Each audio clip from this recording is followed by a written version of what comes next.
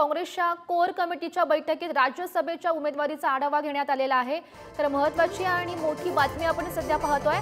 काँग्रेसची आज कोर कमिटीची बैठक झाली आणि त्या बैठकीत राज्यसभेच्या उमेदवारीचा आढावा घेण्यात आलेला आहे आणि रमेश चैनीथलांनी सध्या या महत्त्वाच्या सूचना दिल्याचं समोर येत आहे। तर मोठी आणि महत्त्वाची बातमी आपण सध्या पाहतोय आणि या संदर्भात माहिती देत आहेत आमचे प्रतिनिधी अजय माने सध्या आपल्या सोबत आहेत। अजय, काँग्रेसच्या कोट्यातून महत्त्वाची बातमी आहे। काँग्रेसच्या कोर कमिटीच्या बैठकीत राज्यसभेच्या उमेदवारीचा आढावा घेतला गेलाय, काय माहिती मिळते?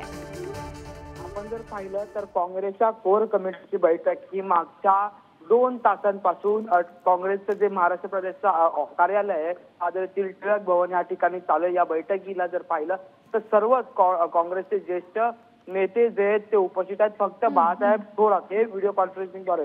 आणि या बैठकीत सगळ्यात महत्त्वाच्या चर्चा ज्या आहेत त्या म्हणजे राज्यसभेची तयारी आणि राज्यसभेचा उमेदवार यावरून झालेले। ते दुसरं म्हणजे आगामी काळात होणाऱ्या लोकसभेच्या निवडणुका ह्या संदर्भातली चर्चा जी आहे की राज्यसभेच्या उमेदवारीचा फॉर्म भरून झाल्याचा दुसऱ्या दिवशी म्हणजे 16 तारखेपासून सुरू होणार।